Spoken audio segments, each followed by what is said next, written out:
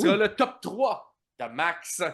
Cette semaine, à top 3 de Max, on a une rivalité présentement à la WWE qui se construit et qui va se terminer par un Hell in a Cell, celle Ah entre ben. CM Punk et Drew McIntyre.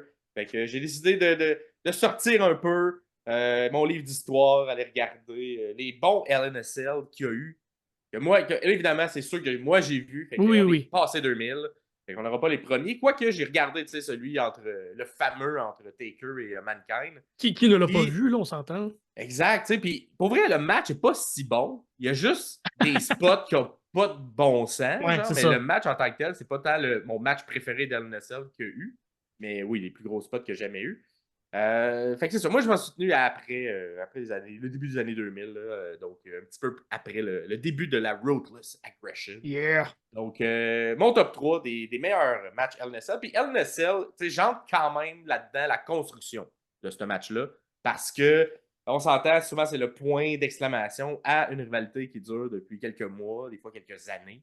Donc, il faut que la rivalité soit bonne pour justifier un LNSL. Oui, Qu'est-ce que oui. Drew et CM Punk, ça n'en justifiait un. Écoute, je pense le dernier 6 mois, oui, mais on n'a pas quelque chose de plus long terme que ça. Puis ça commence Mhm. un peu de nulle part.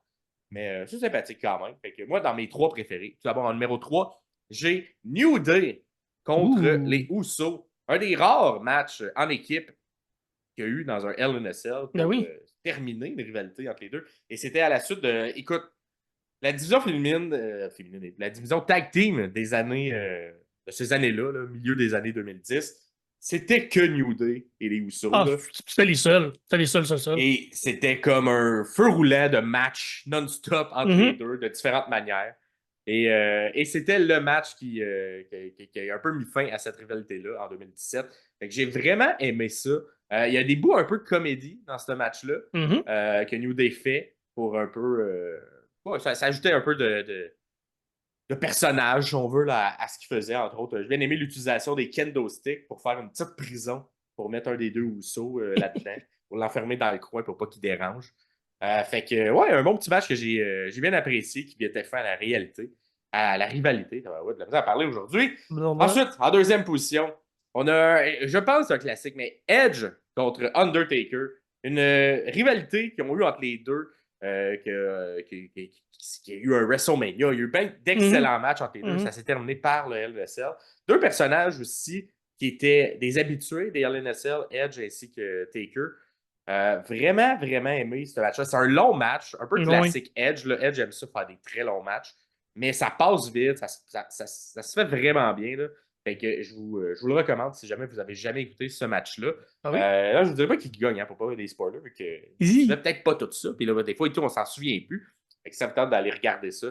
Undertaker contre Edge, c'était à SummerSlam 2018. Un Taker aussi qui était au sommet de son art, là, parce que dans les dernières années, si vous l'avez vu juste vers la fin, c'était plus vraiment ça, Taker, mais là, on Ouais. a un excellent Undertaker. Et finalement, mon match préféré, qui est relativement récent.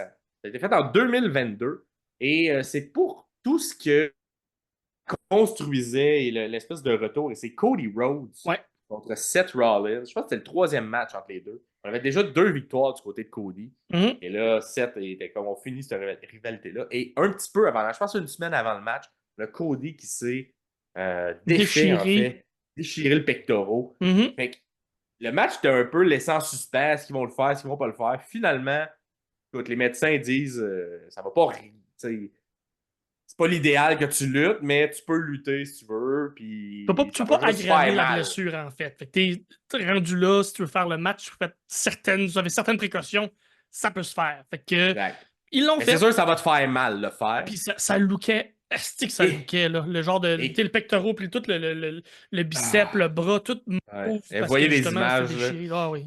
Tabarouette que c'est. Écoute, puis moi, ça, c'est un des matchs qui m'a quand même le plus augmenté mon respect pour un lutteur. Là. Fait que Cody Oui, oui. fasse ça dans cet état-là. Quand même une longue blessure qui a pris peut-être 4 à 5 mois après à guérir. Mais le match en tant que tel, c'était un bon match en plus. Mhm. Tu sentais que le bras qui était magané en faisait peut-être un petit peu moins. Mais il a quand même réussi à placer des cutters de l'autre bras. Puis écoute, c'était vraiment un excellent match. Et au-delà de Seth versus Cody, c'était également un peu le côté WWE qui était représenté par Seth Ouais. versus Cody Rhodes qui faisait son retour. lors, à la WWE après avoir passé quelques temps à la All Elite Wrestling. Fait que, tu sais, je me remets à, mettons, 2017-2015, quand Cody il est en Stardust versus en 2022, 5 ans plus tard, comment qui est. C'est genre le jour et la nuit, Ah, puis complètement. tabarouette qu'on aurait dû y faire confiance plus tôt que ça. Moi, déjà à l'époque de son dashing puis undashing, Cody Rhodes, je trouvais qu'il était excellent dans le ring, mais il m'a jamais vraiment donné la chance. Puis ce match-là, c'est un de mes matchs préférés de Hell in a Cell, mais également de la carrière de Cody Rhodes. Absolument. Et Seth, toujours aussi bon dans le ring. Fait que dites-nous, vous, quels sont vos matchs préférés Hell in a Cell? Est-ce que vous êtes d'accord avec mes choix? Est-ce que vous aussi, un de ces matchs-là vous a marqué? Vous pouvez nous le dire dans les commentaires. Oh ouais!